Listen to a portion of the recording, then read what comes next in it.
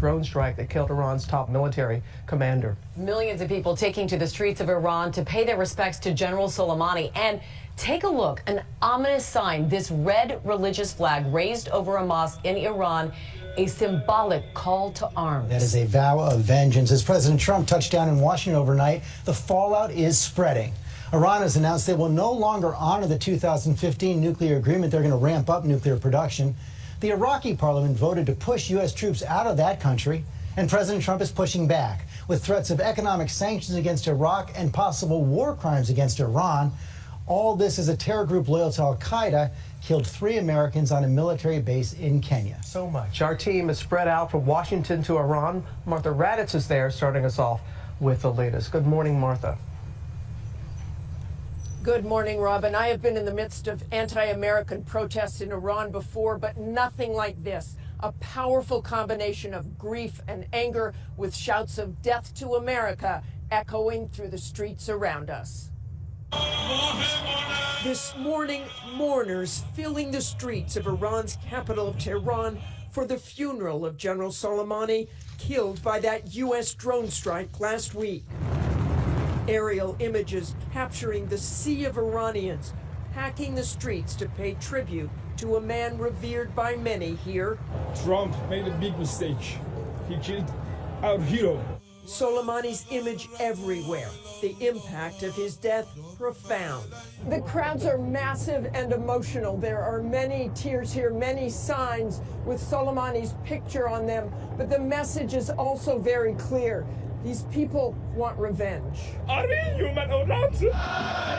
As we made our way through the streets of Tehran, people surrounding us, shouting death to America. We will have very hard revenge of Mr. Trump. Inside the funeral service, the emotion just as powerful. The supreme leader of Iran weeping and praying over a coffin draped in the Iraqi flag. This is the largest funeral in Iran since the death of the Ayatollah Khomeini in 1989. Today, calls for jihad.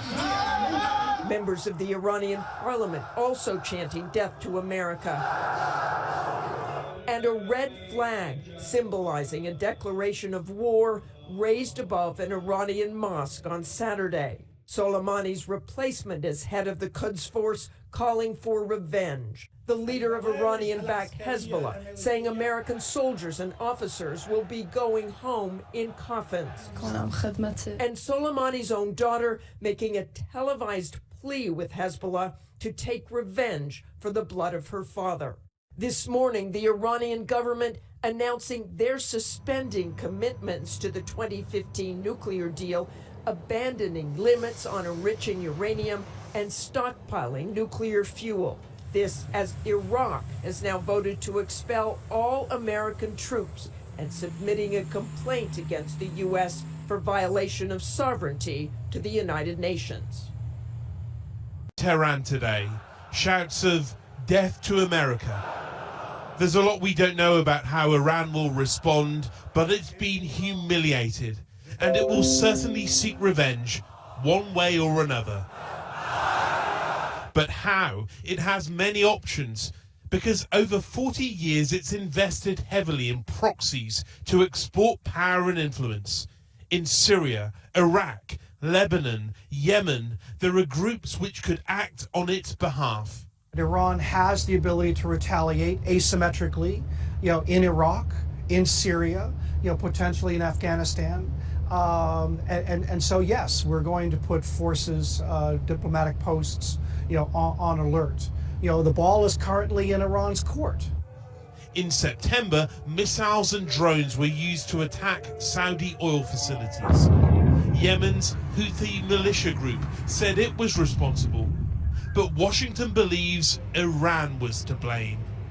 And the oil fields of Saudi Arabia aren't the only ones which might be vulnerable. Iraq, Kuwait, Oman, Qatar and the United Arab Emirates. Combined, they hold nearly half the world's crude oil reserves. But for all the talk of war, the Iranians are masters of unconventional warfare and of patience. Iran is transferring its potential to stoke escalation and unrest to its neighbors, and that's going to result in instability in Iran's neighborhood, and specifically probably in Iraq. 17 years since, shock and awe, Iraq could become the battleground in this open confrontation. Around 5,000 American troops remain in Iraq to support the country's army and combat the last of the so-called Islamic State. Their bases spread across the country. When the United States is using Iraq to kill Iranian government officials and to kill Iraqi government officials and Iraqi war heroes, then Iraq is no longer safe for Americans. I think it's obvious. Well, this was an act of war that was carried out by the United States. Iran is a second-rate military power with a third-rate economy, and yet the alliances it's built have made it a major player. This could prove to be the most consequential moment in the Middle East for years. Rohit.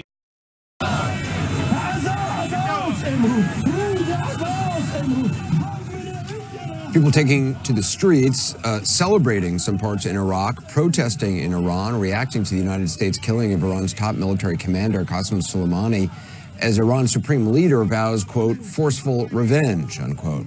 Welcome to Full Circle. I'm Anderson Cooper. There's a lot to get to today. The drone strike came at the direction of President Trump, who defended the decision a short time ago, saying that Soleimani was planning, quote, imminent and sinister attacks on Americans.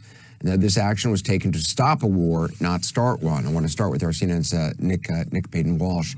So, Nick, talk just about Qasem Soleimani, his importance, what his role has been over these last many years. Well, this is the man who was essentially one of the most notable figures in Iran, period, and the hardliner's hardliner, frankly. The man who went abroad in the Middle East to create what we saw a couple of years ago, probably the most amount of power Iran's had in the region for a number of decades. He was possibly briefly aligning with US policy when he led pro-Iranian militia on the battlefields of Iraq to kick back ISIS, but for the rest of the time, the US has alleged he was essentially targeting Americans and their allies. He was said to possibly have been behind the attacks against the Saudi Arabian oil fields, but importantly today, senior State Department officials are briefing. Not only was he involved in possibly over 600 American deaths. Remember, Iran was accused of supplying assistance to the insurgency in Iraq, which took many American soldiers' lives, and there have been many instances over the past decades in which Iran has claimed American lives in the Middle East or been accused of being behind that. He was also supposedly in the midst of planning something new. Now, the suggestion from US officials, this was substantial, significant, and the idea that if they didn't do something would be significantly worse than allowing Soleimani to continue. The major problem, of course, they face is that they are relying on intelligence they won't make public. The Trump administration has a very problematic history with this intelligence community, but does appear in this instance to have felt that there was very little choice to order this attack. You can read this one of two ways. President Trump perhaps feeling a few days ago that the Iranian Supreme Leader Ayatollah Khamenei kind of taunted him on Twitter saying, you can do nothing. Well, this is his response saying, look what I can do. Or quite possibly as well, the Trump administration realizing Qasem Soleimani was inflicting so many sort of paper cuts almost, or at times lethal damage against the United States, that any chaos resulting from his death was better to letting him stay alive. Anderson?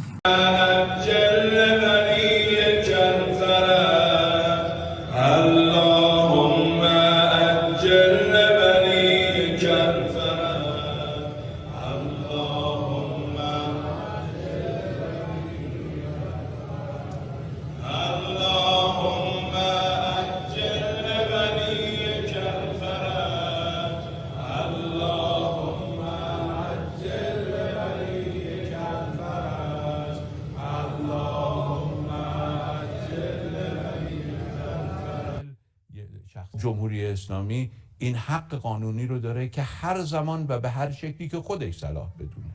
ما گرفتار جوسازی و شانتاژ آمریکایی ها نخواهیم شد. هر گونه که خودمون صلاح بدونیم، هر زمان که خودمون صلاح بدونیم، پاسخ مناسب رو همونطور که مقام معظم رهبری فرمودند خواهیم داد. لذا در سه بعد نقض حاکمیت من این اقدام آقای ترامپ باعث نشده که مردم آمریکا احساس بکنن امنن. مشغول طراحی هستن. تمام نمایندگی‌های ما بسیج.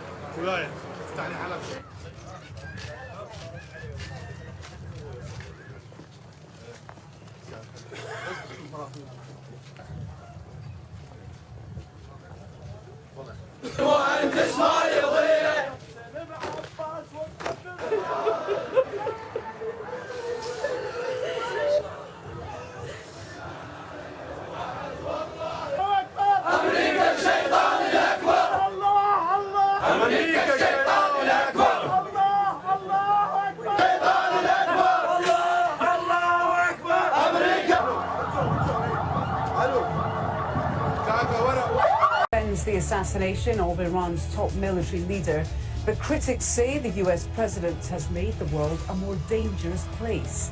How will the killing of Qasem Soleimani affect American troops abroad? And will it trigger another endless war? This is Inside Story.